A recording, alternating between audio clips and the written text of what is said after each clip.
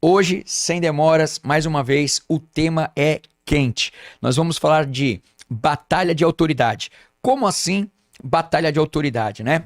Batalha de autoridade sobre a filosofia e as escrituras.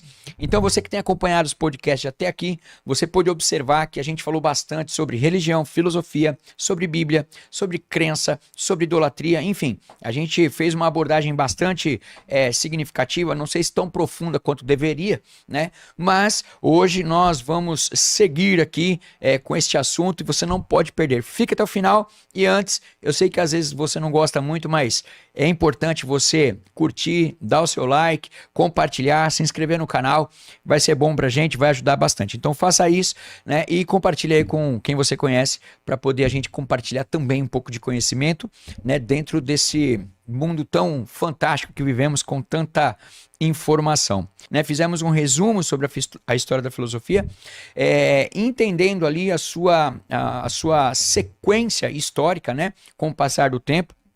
E que esse período da história da filosofia antiga, ela finalizou ali no período pós-socrático, né, chegando ali no surgimento do Cristo, né? O que a gente está falando aqui, né? Então, em um determinado momento, a filosofia ou a história dos filósofos, ela veio e se encontrou, né, com o surgimento do Cristo, né? Então, quero lembrar ainda que nós não estamos fazendo aqui um debate de fé, eu não quero colocar aqui a fé dentro deste conteúdo, mas a gente apenas fazer uma análise, né, das informações que nós estamos aqui compartilhando, ok? Então, sem a questão de crer no Cristo que salva ou que não salva, enfim, a gente entende, a gente percebe que historicamente nós tivemos aí um encontro dessa filosofia com todos os seus filósofos, enfim, com toda a sua produção literária, filosófica, científica, né? Até o surgimento do Cristo, onde Cristo aparece na história, vai fazer a divisão ali e iniciando, né, o que a gente chama de era cristã, a nossa era agora. Nós estamos em 2024 depois de Cristo, isso é importante salientar, né? E que o Cristo em si, ele deu início, né, à igreja primitiva. Então, por que eu estou dizendo isso? Porque a gente vai ter o registro sobre essa igreja, a fundação dessa igreja, início dessa igreja, né, aonde principalmente, não exclusivamente, mas principalmente, né, nos evangelhos, das escrituras, daquilo que nós conhecemos como Bíblia Sagrada, nós vamos ter os registros ali, né, escritos, né, do o que a gente chama de Novo Testamento, né, ou o período depois de Cristo, né, e a gente tem esse período da igreja primitiva, onde começa ali a ter a produção de textos, né, que falam, que contam a história do cristianismo ali, o surgimento de Jesus, o nascimento, o surgimento, né, o crescimento, o seu aparecimento para um mundo religioso, para um mundo cultural ali, né, a sua participação. Então isso tudo é importante a gente saber que ocorreu, né, justamente quando o surgimento do Cristo, ele marca o final, né, do período pós-socrático. E por que isso é importante também? Porque dentro desse período de igreja primitiva, como eu acabei de dizer, onde você tem uma produção enorme de textos, nós temos um autor também bastante conhecido na Bíblia e fora dela, que é o apóstolo Paulo, que também bastante mencionado, inclusive por filósofos, e inclusive por filósofos ateus também, né?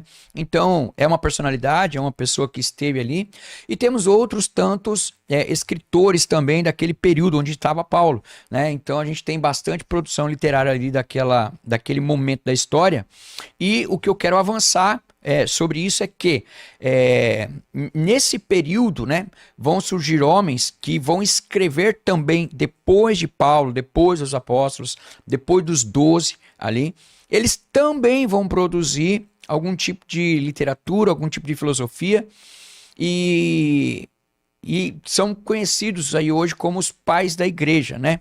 E vão dar início aí ao movimento ou à era da filosofia patrística, né?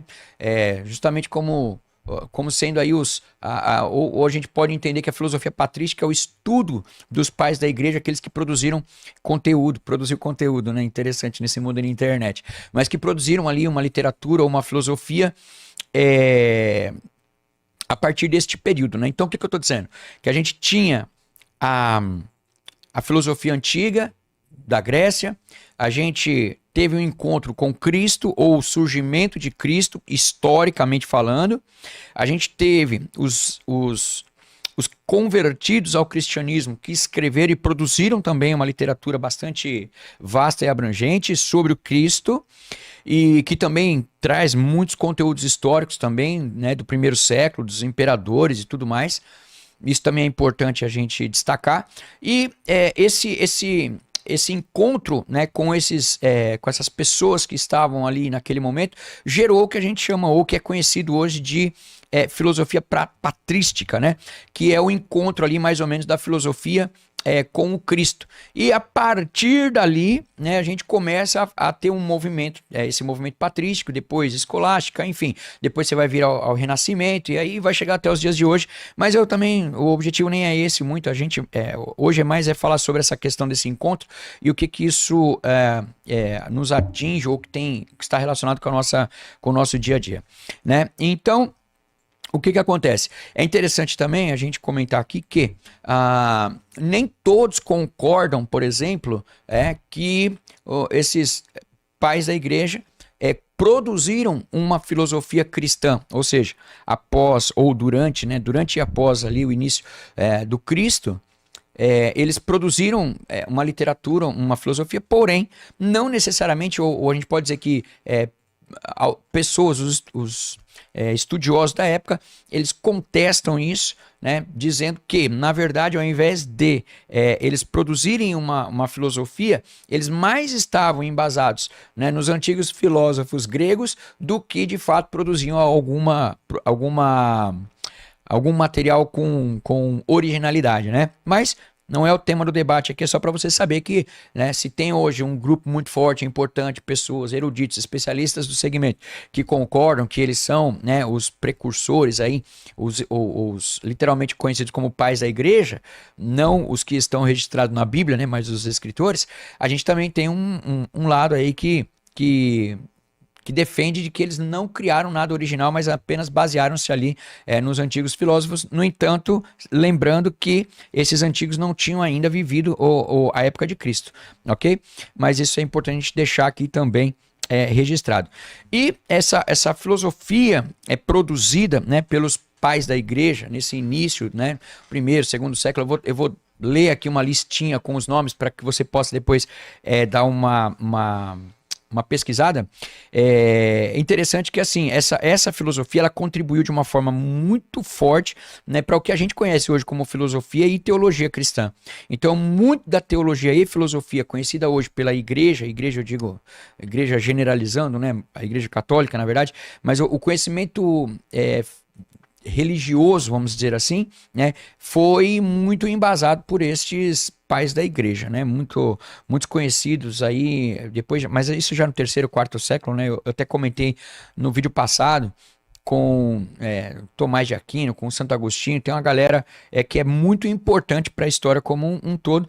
Nós vamos aí avançar para poder a gente falar da característica, como é que a gente relaciona isso. Enfim, você tem aí pais da igreja, né, relacionado. Você tem, olha, Inácio de Antioquia, o Papa Clemente I, Policarpo de Esmirna, tem uma história fantástica. Quem mais? Justino, Irineu de Lyon, o Clemente de Alexandria, enfim, tem todas as datas deles, né? Quando é que viveram, o que fizeram, né? Ali daquele período. Então, só para vocês terem uma ideia de se localizando dentro do espaço-tempo aí, a gente tem, por exemplo, Inácio de Antioquia, que viveu de 35 a 108 depois de Cristo, né? Então, quer dizer, foi praticamente contemporâneo ali, né? E é isso, a gente vai correr lá o Agostinho de Hipona, por exemplo, como eu citei, lá em 354 depois de Cristo, né? E aí as coisas foram acontecendo e a gente tendo todo esse material produzido, que é muito bom, e volto a dizer que contribuiu bastante para que a gente pudesse entender e compreender muito hoje do que nós chamamos de filosofia cristã ou filosofia ocidental cristã. O pessoal coloca às vezes assim que, enfim, mas é isso daí. Bom, de que batalha então nós estamos falando? Eu só fiz aqui uma apresentação inicial aqui para dizer que nós consideramos toda essa filosofia. Então, a filosofia antiga, né, do período inclusive pré-socrático, ou antes de Sócrates, o período de Sócrates e depois dele. A gente teve um encontro da filosofia com o surgimento do Cristo. E depois desse encontro, continuaram a serem produzidos mais conteúdos filosóficos, agora cristãos, né? Ou baseado no cristianismo. E aí começa, né, a gente falar um pouco sobre a batalha. Que batalha? Porque é o tema do podcast desta noite. A batalha porque é o seguinte, nós estamos, né, hoje, creditando, né, colocando crédito, dando crédito à autoridade desses autores do que propriamente das suas fontes. Ou seja, a gente hoje, no mundo moderno, a gente acaba olhando para a filosofia, tanto antiga, quanto a filosofia patrística, escolástica, quanto, enfim, mais moderna. Tudo isso, o que está dizendo? A gente está falando, na verdade, de homens que tiveram uma contribuição sem tamanho para a sociedade, para o desenvolvimento da sociedade, e que a gente admite isso, a gente aceita, a gente recebe isso como uma verdade. Fala, não, isso é verdade, porque é filosofia, então o que Platão falou é verdade, né? O que o Agostinho de Hipona falou é verdade, ou Santo Agostinho. Então a gente aceita, né, toda essa literatura, essa filosofia. Lembrando, né, o que é filosofia? É o amor ao saber. Então a gente usa a filosofia quando traz o saber, quando é para falar das coisas concernente à filosofia, quando a gente vai falar de religião, assim, tomando religião como uma ferramenta, né, que deveria, assemelhada à filosofia, trazer a explicação ou, né, buscar aí um entendimento sobre Deus, na essência, estou dizendo, vou usar a palavra religião desta forma, de buscar na essência trazer a explicação do que é Deus, né? A gente admite muito fácil toda a literatura, toda a filosofia. A gente aceita isso de uma maneira muito simples. E o que acontece? A gente passa, né, nos 3 períodos da história, entendendo, ou a gente mergulha numa série de filosofia, de crença, de religiões, nesse sentido de comunicação com o não explicável, né, com o não físico. A gente entende isso e a gente utiliza essa filosofia, toda ela, para buscar originalmente a explicação do mundo. E todo mundo aceita, né? A gente aceita, ou a maioria aceita, né? Não vou dizer todo mundo para não generalizar. Mas a priori todo mundo gosta de falar da filosofia, de filósofos e tal, e aceita isso como uma coisa muito simples, né? A gente acredita, por exemplo, na autoridade filosófica e em seus vereditos em determinados assuntos.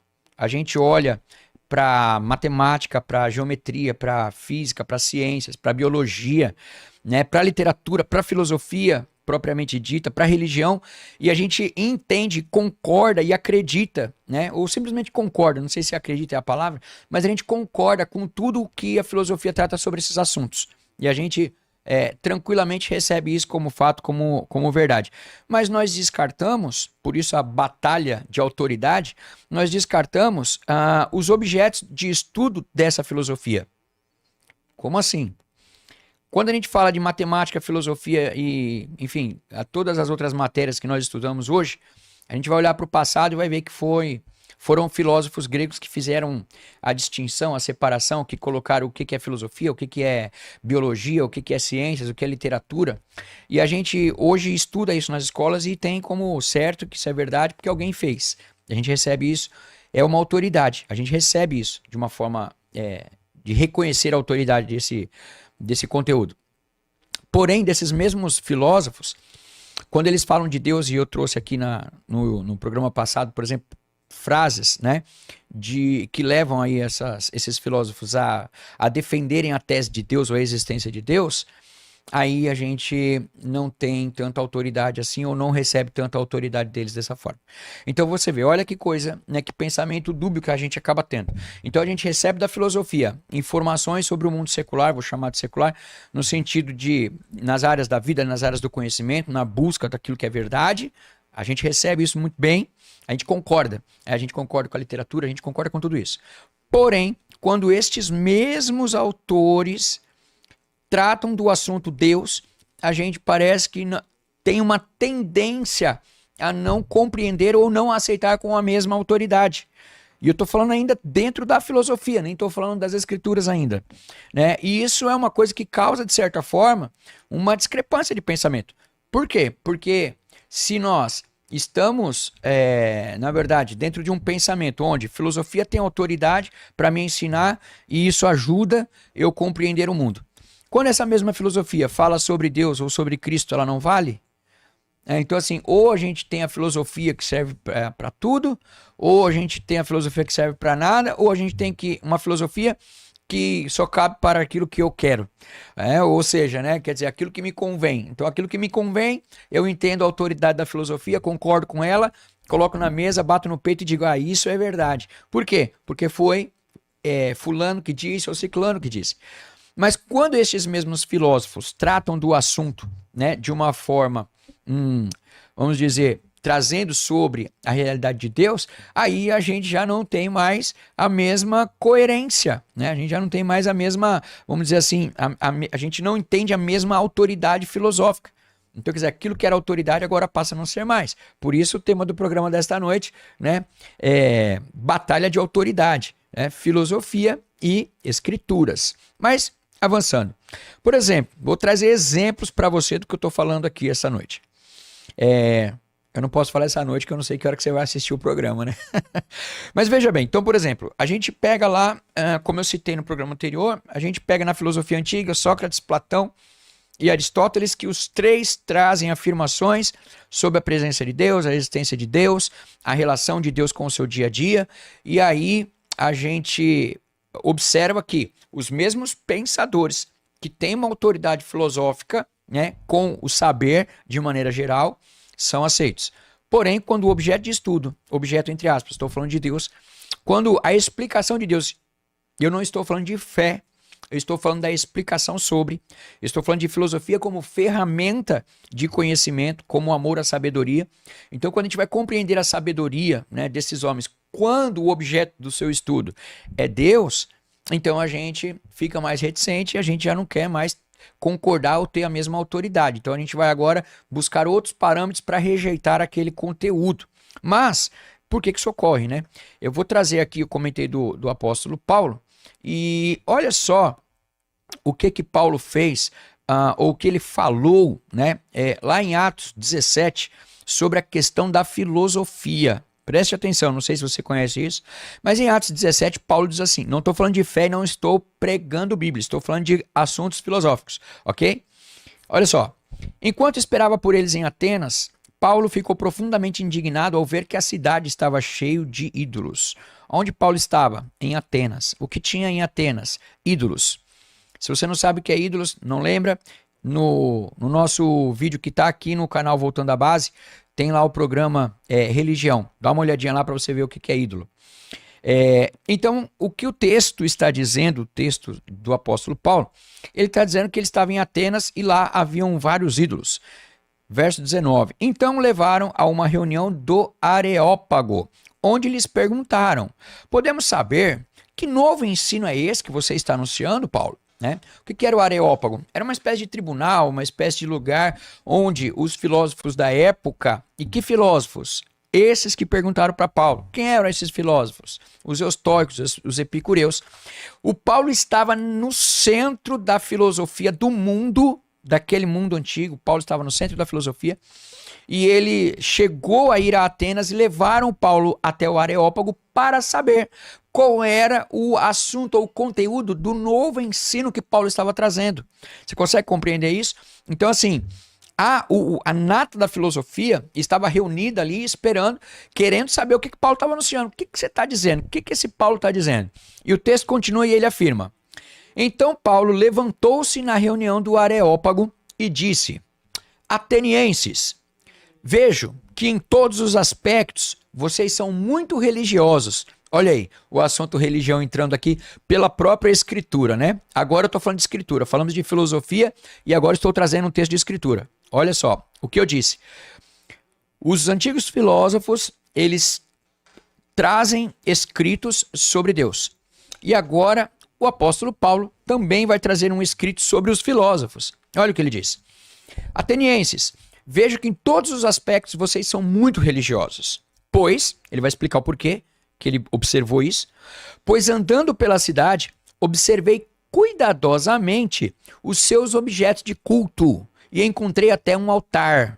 Quer dizer, Paulo estava dizendo, eu estava andando e observei que dentro da cidade existem vários objetos de culto. Daí ele deduziu: entendo que vocês são religiosos. Por quê? Tem objeto de culto e tem altar. Ou seja, vocês adoram alguma deidade. E tem também os ídolos. Então Paulo estava dizendo: olha, tem altares, tem ídolos e tem objetos de culto. Então eu sei que vocês são religiosos, né? Isso tem tudo a ver com o nosso assunto.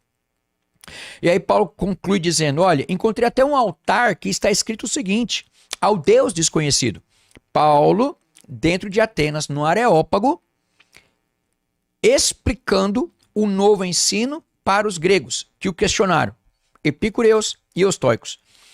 E ele falou o seguinte: o que vocês adoram, apesar de não conhecerem, é quem eu lhes anuncio. O que Paulo estava dizendo? Então assim, a gente está falando de autoridade filosófica. Esta vale. Nem sempre, porque quando o assunto é Deus, parece que não. Mas a autoridade filosófica, ela vale. Aí quando Paulo entra lá no Areópago, né, e traz uma explicação sobre Deus, o que a gente faz agora? Porque ele estava falando para os mesmos filósofos. Você quer mais? Olha só o que ele diz. Paulo traz uma explicação sobre Deus, porque era um novo ensino, não era? Os gregos estavam questionando Paulo. Que ensino é esse que este homem traz? E Paulo falou assim: eu vou falar. Eu estou vendo que vocês são religiosos, vocês gostam de religião.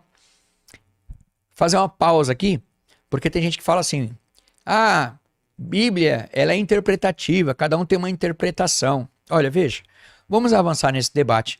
Né? Eu acho que todo mundo aqui fez a quinta, sexta série e lembra-se claramente do que é uma interpretação de texto. Interpretação, a palavra interpretação significa entendimento, né? Então assim, o texto só tem um entendimento. Aqui não dá nem pra gente fazer um exercício aqui de tentar entender outra coisa, porque o texto é objetivo. Então quer dizer, o entendimento é um só. A gente está confundindo hoje em dia o que é interpretação e opinião. Alguém pode ler este texto ou outro, né? Ou quem sabe a Constituição, e como acontece hoje nos poderes superiores do nosso país, pode ler e dizer: ah, eu não concordo, eu não gosto, eu vou falar diferente. Né? Então, quer dizer, você vai distorcer o texto. Então, isso é uma distorção, isso é uma opinião. Agora, entendimento é a compreensão do texto. Então, o que a gente está falando? O apóstolo Paulo entra no antro da inteligência grega, onde estavam ali grupos importantes de filosofia em Atenas, na Grécia, no Areópago, no lugar deles, no ambiente deles, onde eles questionaram o apóstolo Paulo. Ele falou assim: aí Paulo, o que você está ensinando? E Paulo falou assim: eu estou ensinando para vocês que são religiosos sobre aquele Deus. Eu vi um altar lá que está escrito sobre o Deus desconhecido. E eu vou dizer para vocês quem é esse Deus. E aí Paulo continua o seu discurso dizendo: o Deus que fez o mundo e tudo o que nele há. O Deus que fez o mundo e tudo o que nele há é o Senhor dos céus e da terra, e não habita em santuários feitos por mãos humanas. Ele não é servido por mãos de homens, como se necessitasse de algo. Porque ele mesmo, olha o que Paulo está dizendo para um grupo de filósofos epicureus e estoicos que estavam no Areópago. Ele diz: o Deus que fez o mundo, olha que interessante, ele mesmo dá vida a todos e fôlego às demais coisas. Olha como Paulo conclui esse discurso: pois nele vivemos, nos movemos e existimos. Como disseram alguns dos poetas de vocês, atenienses, gregos, atenienses, discípulos do estoicismo, dos epicureus. Por que ele estava dizendo isso? Eu vou ler a frase de novo, o verso 28. Ele diz assim: ó, pois nele vivemos, nos movemos e existimos. Como disseram alguns dos poetas de vocês, também somos descendência dele. Paulo estava nesse momento citando um outro filósofo que era poeta destes grupos, né, chamado Arauto, e que viveu e que escreveu essa frase. Então assim, Paulo estava citando filosofia? Sim, Paulo estava citando filosofia para os gregos, para a alta filosofia do tempo, do período, né, daquele momento. Então, a gente compreende, né, o que a gente está falando aqui? Filosofia e escrituras. Por que a gente vai entender filosofia até determinado ponto com autoridade e não as escrituras? Né? E eu não estou aqui definindo no que você deve entender, mas trazendo fundamentos para que você possa tomar a sua própria decisão. Mas não faz sentido a gente ter isso como verdade e essa outra verdade como não verdade. Ou ter isso como verdade só naquilo que me completa ou naquilo que eu penso. Então, senão, talvez isso tudo é muito relativo. Mas o que eu quero fixar aqui e pontuar para que nós possamos entender que o próprio apóstolo Paulo, dentro das Escrituras, né, ele afirma, ele traz um momento de filosofia para os filósofos da época. Então, o que a gente está falando? Olha, tem filosofia? Tem. Então, quer dizer, Paulo, quando começa a dizer que Deus é quem fez tudo, que criou o mundo, poxa, então, por que hoje a gente suprime um pouco da realidade da filosofia? Por que a gente suprime a filosofia, né, quando o assunto é Deus?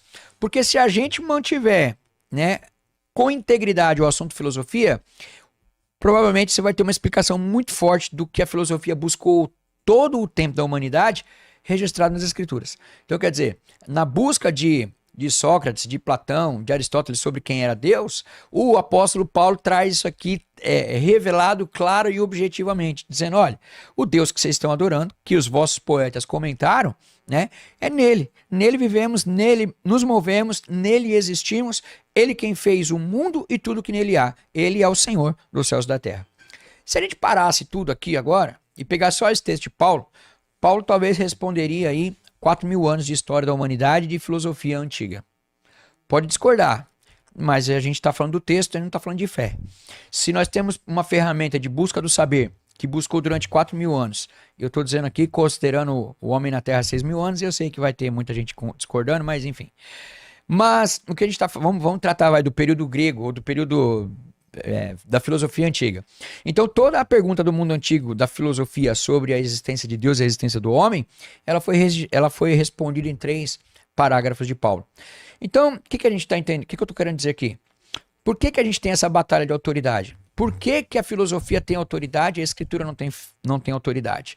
Né? Esse é o caminho correto? A gente observar essa documentação e observar mas essa me convém, desde que eu tire aquilo que não vem de encontro com o que eu penso, e aí aqui eu mantenho tudo.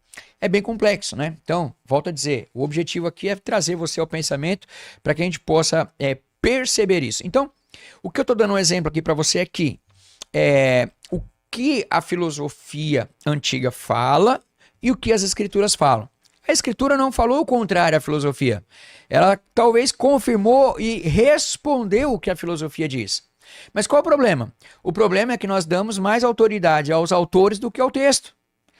Nós damos mais autoridades a quem escreveu, e eu não estou dizendo que eles não tenham, do que ao conteúdo. Porque quando o conteúdo do que alguém escreveu me importa, então eu digo que isso é verdade. Quando o conteúdo do que alguém escreveu não me importa, eu digo, não, então isso não é verdade. Com que critério? Né? Como é que a gente avalia isso?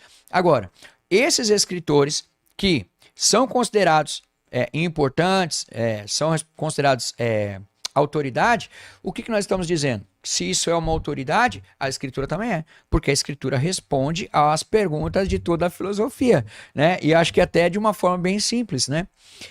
Você crer nisso ou não é um outro debate. Eu só estou dizendo para você a ferramenta textual que nós estamos apresentando. Debate ou batalha da autoridade, filosofia e religião. Se a filosofia tem até esse exemplo, a autoridade, as escrituras também deveriam tê-lo. Agora, eu dei um exemplo da filosofia antiga. Vamos avançar.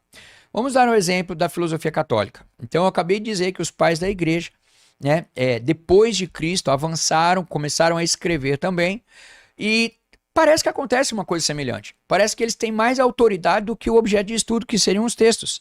Então, se outrora a filosofia grega tinha os seus autores e as suas colocações filosóficas, agora nós estamos falando de um outro momento da história onde a filosofia católica, baseada nas escrituras, no próprio Paulo, por exemplo, né, ela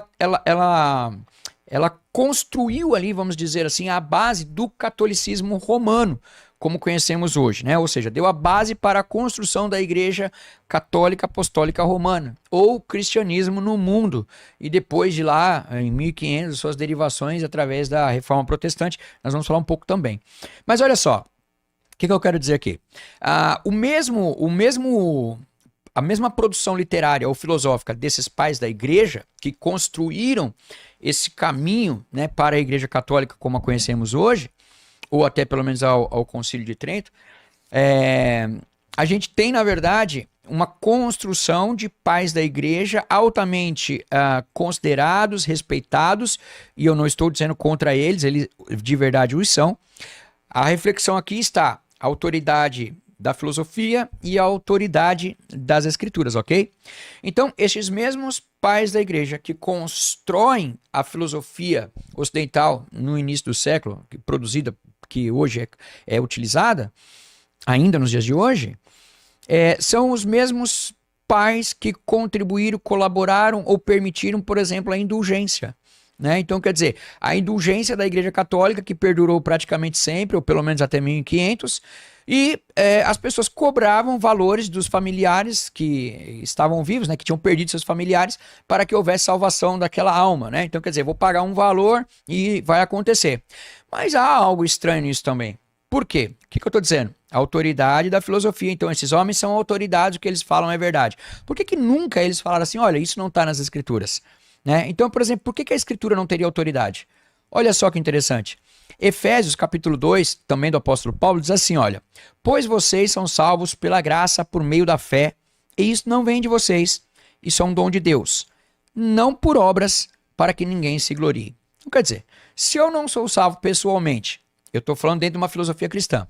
Então, dentro da filosofia cristã, se eu me posiciono de uma forma onde eu entendo que eu posso manter a indulgência para cobrar, para salvar quem já morreu, como é que eu faço com esse texto das Escrituras?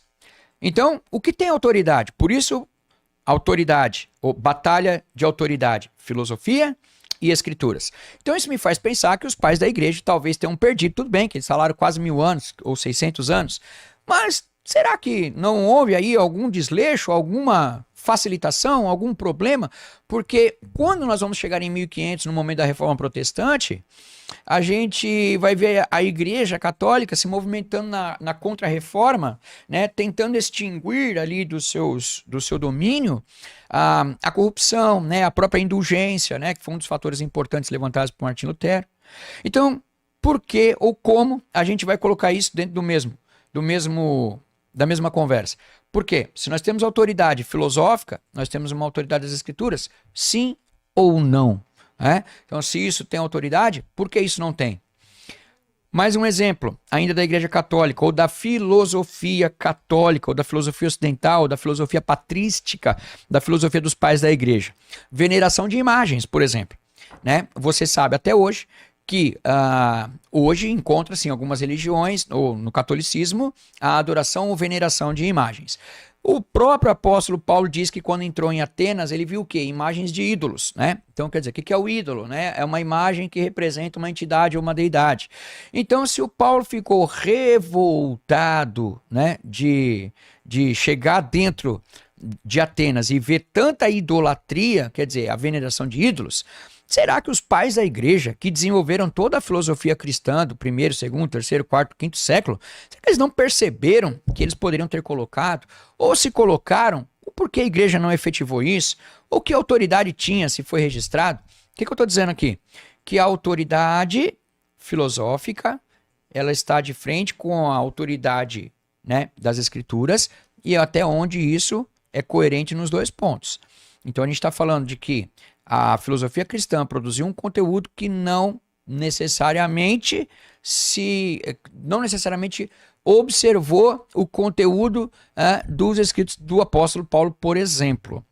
Então nós falamos dos gregos, nós falamos dos gregos, né, com a filosofia e as escrituras, onde Paulo traz aí uma explicação filosófica. Nós falamos agora sobre o catolicismo antigo, a produção filosófica dos pais da igreja, onde você tem pontos aí que bate de frente com, ou que, como é que eu vou dizer, né, não coincidem com as escrituras. Então, por exemplo, no caso da indulgência, Paulo disse, a salvação não é por obras, para mim. Se não é por obras para mim, dirá para o outro, né? Não precisa nem tanto interpretação ou entendimento. Mas olha só que interessante. Ainda em Atos 17, que eu acabei de citar, né, a veneração de imagens. Paulo disse, olha, vocês estão cheios de ídolos também. Então, parece-me que quando você tem uma filosofia que é autoridade para determinado assunto, por que ela não pode ser autoridade para referenciar ou referendar a Bíblia, ou comentar sobre as Escrituras, né? Ou por que as Escrituras não têm autoridade se elas são o objeto de estudo, tanto dos gregos não é a Bíblia, mas Deus em si, né? Mas no Novo Testamento, ou no início dos séculos da nossa era, por que a filosofia faz uma análise, mas desconsidera pontos importantes daquilo que é o objeto da análise? Entende o que eu estou dizendo? Vale a pena a gente rever isso. Vou fazer uma pequena pausa aqui. O Rui fez uma pergunta que ele disse: só existe uma interpretação única das Escrituras? Não. Paulo, quando doutor da lei, tinha uma interpretação das Escrituras. Após a visão ou conversão dele, o entendimento das Escrituras mudou. Na verdade, não. Na verdade, não mudou, Rui.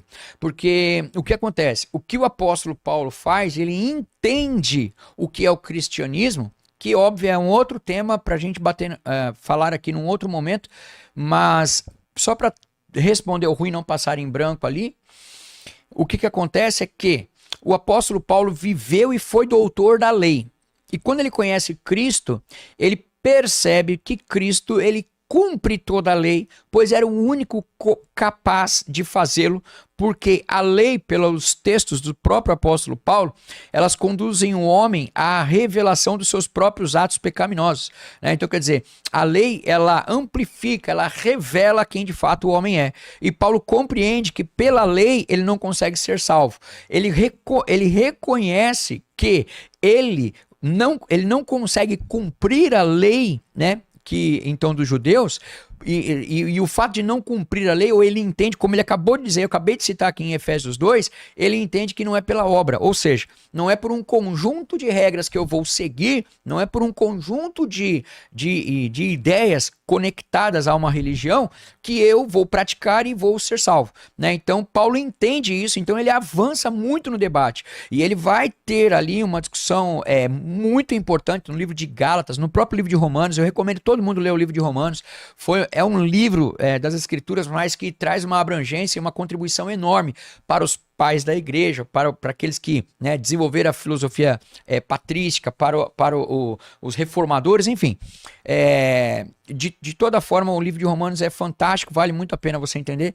Então, o que acontece é que Paulo ele não entendeu ou desentendeu ou não mudou de visão em relação ao judaísmo, mas ele compreendeu que o judaísmo, né, não seria o suficiente para que ele pudesse cumprir o judaísmo, chegar-se ou alcançar, né, o ponto aí de, vamos dizer assim, de estar salvo, né? Por quê? Ele acabou de dizer aqui, eu vou citar novamente Efésios 2, pois vocês são salvos pela graça, por meio da fé, e isso não vem de vós, é um dom de Deus, e não por obras, para que ninguém se glorie. Paulo entendeu isso, Rui, é isso que ele entendeu. Mas eu vou deixar as perguntas mais para o final, porque eu só tenho 20 minutos.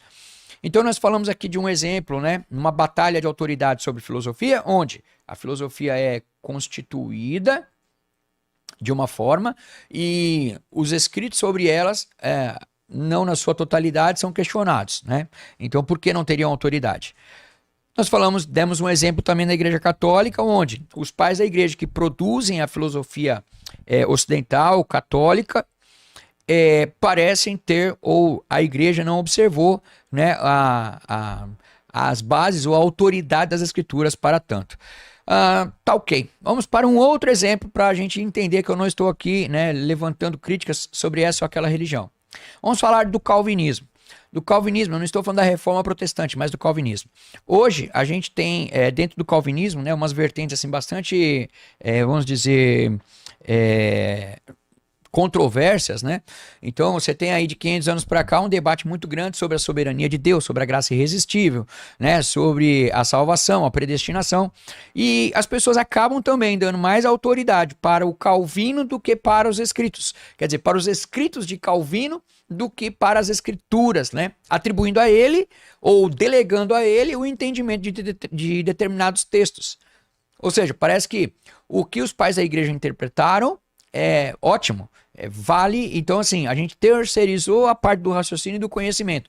O que a filosofia grega disse, beleza, desde que eu tire a parte de Deus, então o resto tudo é verdade.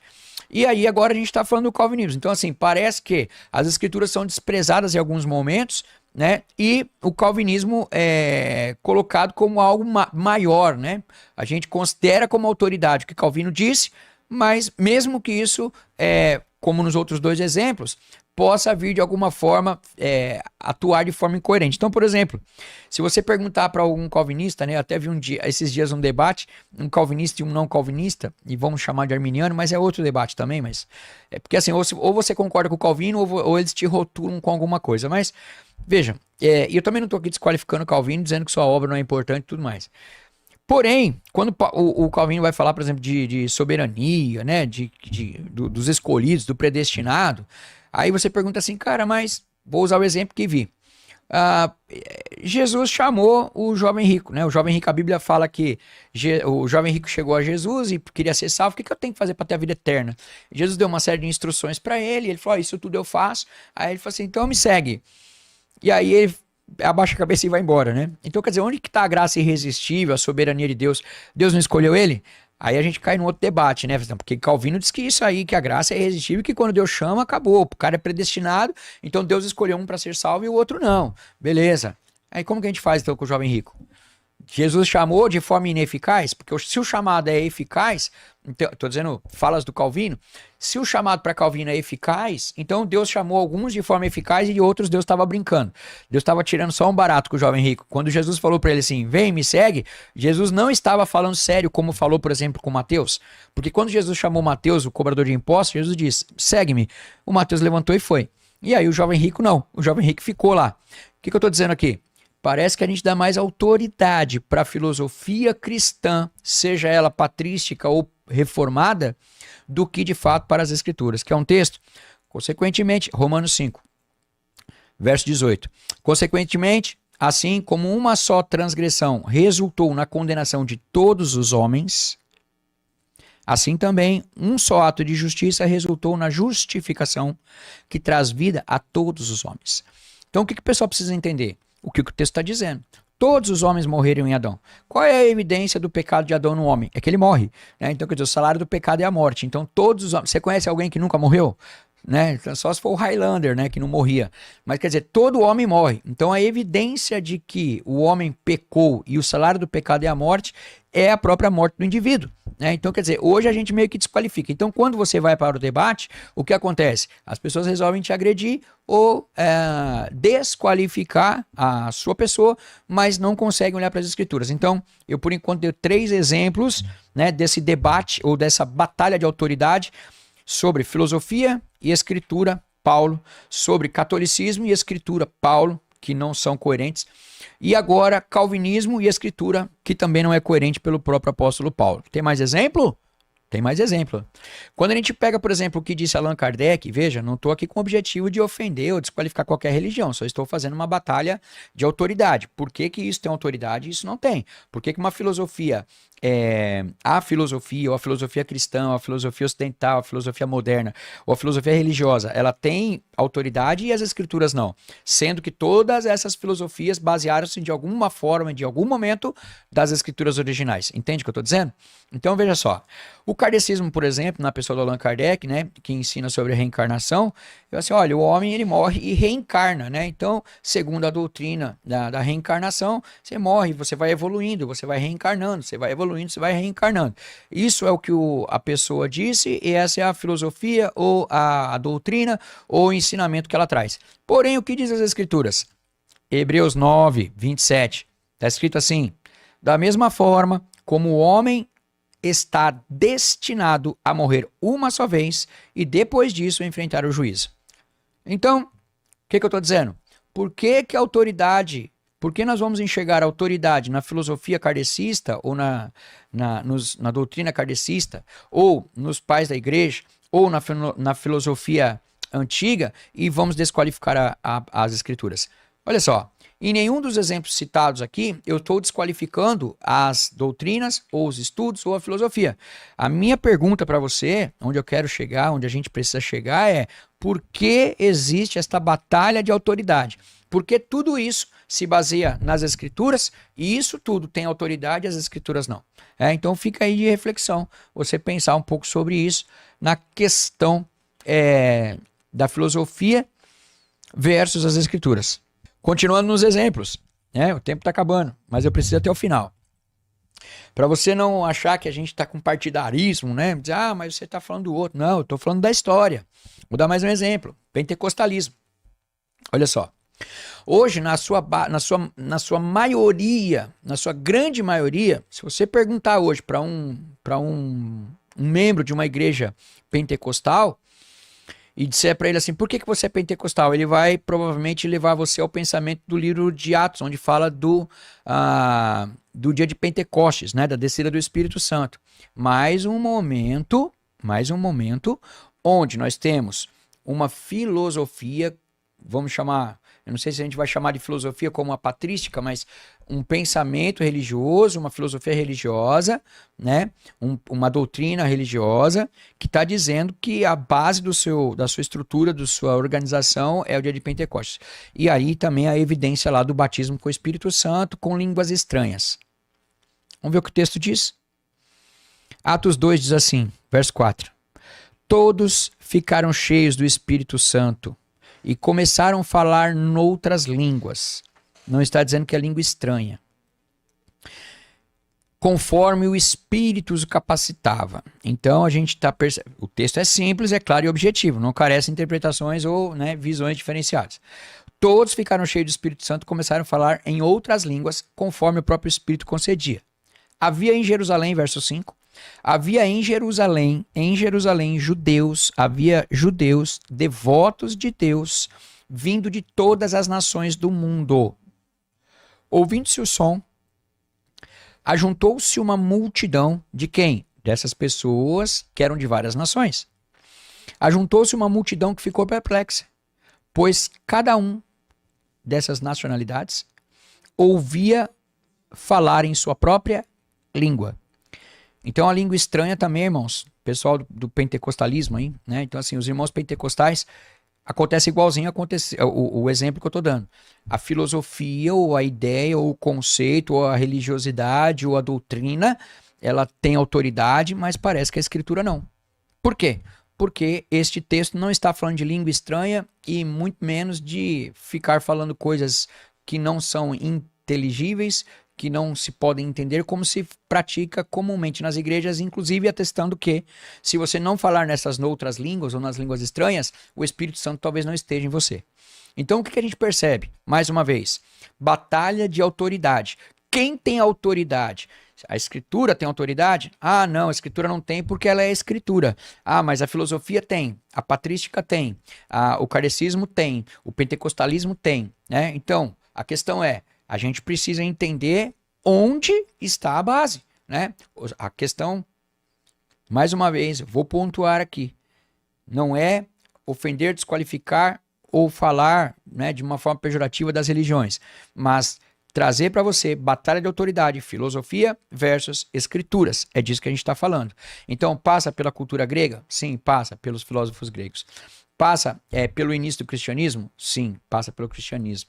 Passa pela era patrística? Sim, deixaram de observar, né, as escrituras, ou ao menos não foi dado o valor que poderia ser dado como autoridade das escrituras. Acontece no kardecismo? Sim, também. Acontece no pentecostalismo? Também está acontecendo. Ah, tem mais exemplo aí? Tenho mais um exemplo. Neopentecostalismo, o que é isso? É uma nova versão que saiu de dentro dos pentecostais, que a gente chama de neopentecostal. A diferença deles é que eles estão baseados profundamente aí na teologia da prosperidade e num triunfalismo. Assim como também, eu não falei, mas assim como o pessoal os pentecostais, né? Por que baseado no triunfalismo? É aquele negócio, vai dar tudo certo. As pessoas não estão bem, ou tem algum problema, então, vem para a igreja, dá o dízimo, né? Que você vai se encontrar com Deus, que Deus vai te abençoar, que vai dar certo, que você vai prosperar e tal. Esse é o triunfalismo. Utilizado no pentecostalismo e também na teologia neopentecostal, que tem a sua base aí na teologia da prosperidade. Mas olha só, para aqueles que se baseiam na teologia da prosperidade, pode ser neopentecostal ou pentecostal também, eu queria também, mais uma vez, lembrar que esta filosofia evangélica, cristã não, eu acho que não é adequado o termo, mas essa filosofia, né, ou seja, algo baseado, a ideia do querer saber, né, baseado nas escrituras, quando na verdade isso se distancia delas. Olha só, Para aqueles que entendem que a teologia da prosperidade é isso mesmo, como diz um líder aí de uma igreja grande, que a gente conhece, né, que você tem que prosperar, você tem que ficar rico, você tem que ir bem na vida. Veja, não estou dizendo aqui que você não possa ter isso ou ser isso, né? E também não estou dizendo que o cristianismo é uma coisa para pessoas que não têm, que você não pode ser rico dentro do cristianismo. Mas olha só, a gente sabe muito bem, você deve acompanhar várias igrejas aí neopentecostais, que são várias, tá? Neopentecostais a gente vai colocar aí, tá na moda agora o pessoal criticar, né? Mas enfim, eu preciso comentar, Bola de Neve, igreja...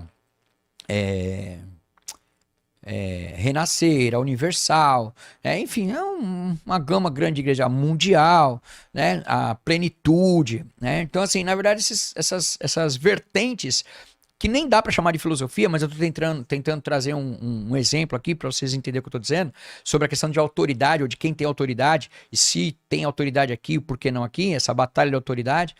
Todas essas, né, elas ensinam constantemente que você precisa prosperar ou ser curado, ou você precisa melhorar alguma área da sua vida, né? Tem um triunfalismo e uma prosperidade. Só que lá em primeira carta do apóstolo Paulo ao Timóteo, no verso 6, diz assim, ó: pois nada trouxemos para este mundo e dele nada podemos levar. Por isso, presta atenção, você que faz as campanhas dos 7 dias, campanhas das 7 semanas, olha o que diz a Bíblia aqui. Você que está fazendo a campanha dos 12 dias lá de janeiro, né? Hoje tem um tal de fazer campanha dos 12 dias para poder prosperar, 12 dias para prosperidade nos 12 meses. Eu acho que nem nas religiões, né, de outras matrizes aí que estão apoiadas em crenças, né, e não necessariamente na essência da religião como estrutura de saber, nem nessas, né? Acho que nem os índios, nem as pessoas menos esclarecidas caem nessa história. Assim, não faz sentido nenhum. É totalmente incabível e antibíblico, né? Não tem nada a ver com ao que diz as escrituras. Mas para não perder aqui o fio da meada do que eu estou dizendo assim, ó, em 1 Timóteo, capítulo 6, diz assim, ó: por isso, tendo o que comer e o que se vestir, estejamos com isso satisfeitos. Então você que tem participado aí de grandes campanhas, né, de grandes eventos aí para conquistar dinheiro, dando lá obviamente, né, a sua oferta, o seu voto, dando sua contribuição, você está vivendo uma grande mentira, na verdade, uma grande ilusão, né? Por quê? Porque, a não ser que para você a Bíblia não valha, né? Então assim, como aqueles que olham para a filosofia e rejeitam a escritura, aqueles que olham para a filosofia patrística e rejeitam as escrituras, para aqueles que olham para Allan Kardec e rejeitam as escrituras, para aqueles que olham para o pentecostalismo e rejeitam as escrituras, para aqueles que olham para o neopentecostalismo e também rejeitam as escrituras, então tudo bem. Esquece tudo que eu falei aqui e vá viver as suas filosofias e as suas religiões. Mas se você parou para ver esse vídeo aqui e você tinha dúvida, eu não entendi, eu não compreendi exatamente como é isso, então a gente precisa compreender, né, que nós temos hoje uma batalha de autoridade. Que autoridade?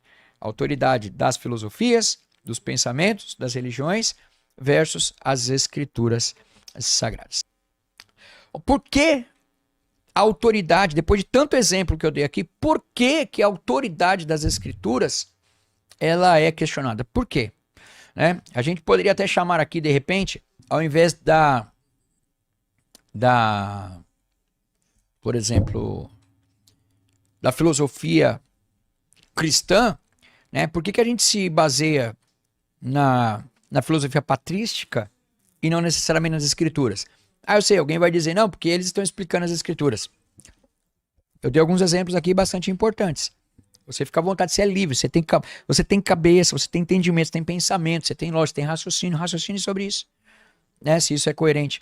Mas veja, por que ela é questionada? Por que as escrituras são questionadas? Por que a escritura ela é tirada da filosofia? Por que a escritura ela é tirada das religiões, das vertentes religiosas? Por quê? Porque Paulo diz assim lá em Romanos 1, verso 18: portanto, a ira de Deus é revelada dos céus contra toda impiedade e injustiça. Impiedade e injustiça de quem? Dos homens que suprimem a verdade pela injustiça. Ou seja, o que as pessoas, o que a humanidade, o que nós vemos hoje, uma constatação, não é questão de fé, não precisa crer. Eu acabei de dar exemplos aqui. Então você não precisa acreditar, não é fé do que eu estou falando. Eu estou falando de discordâncias, de incoerências sobre um assunto e outro. A autoridade que se dá a isso e a autoridade que se dá a isso ou que não se dá.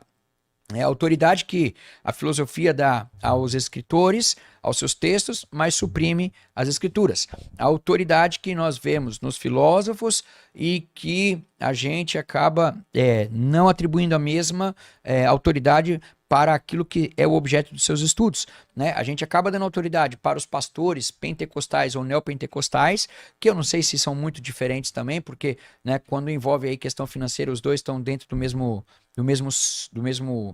movimento, vamos dizer assim, um talvez mais moderninho, mas, né, a gente não encontra pastor pobre por aí de grandes igrejas, né? A gente hoje vê grandes pastores de grandes denominações evangélicas, sejam elas pentecostais ou neopentecostais, que não vão visitar suas próprias igrejas, né, ou seus próprios redutos religiosos, né, porque não tem ele ponto na cidade, né? Então fica um negócio assim totalmente descabível, totalmente incoerente dentro daquilo que nós estamos vendo e analisando sobre uma batalha de autoridade, e você decide por si só. Mas o que eu estou dizendo aqui, tudo isso é muito incoerente com o que nós vemos em relação àquilo que é o objeto de estudo, que são as escrituras, ou aquilo que elas falam a respeito de Deus. Então, é muito mais vantagem para o homem hoje suprimir as escrituras, porque senão ele vai ser obrigado a explicá-la, né, ou a entendê-la. E se nós trouxermos de volta as escrituras, ela vai responder à filosofia, ela vai responder ao kardecismo, ela vai responder ao catolicismo, ela vai responder ao pentecostalismo, ao neopentecostalismo, aos reformados, ela vai responder, né? Mas qual o problema? É que nós, ao passar dos tempos, nós delegamos a outros o entendimento deste assunto. Assim como fazemos na política, nós delegamos aos candidatos, né, uma autoridade que é do povo, né, democracia, já falei disso aqui, e a gente delegou a eles essa autoridade, tanto que a gente entende eles como autoridade, onde na verdade o poder está no povo, deveria estar. E nas igrejas, ou nas religiões, ou na filosofia, está acontecendo a mesma coisa. As pessoas delegaram a capacidade de pensar ou a necessidade de pensar sobre esses assuntos, né, simplesmente terceirizando isso para 2 ou 3 intelectuais ou pseudo-intelectuais ou de fato intelectuais, né, onde o que eles concluem daquilo que é o objeto de estudo primário é tido como autoridade. E a gente não para dar uma olhadinha, por exemplo, nesse texto aqui, de a gente ter ou de não ter nada, onde isso vai colidir ou confrontar essa balbúrdia religiosa que existe hoje aqui no nosso país e no mundo, por que não, né? Mas ok. E aí, eu tenho mais...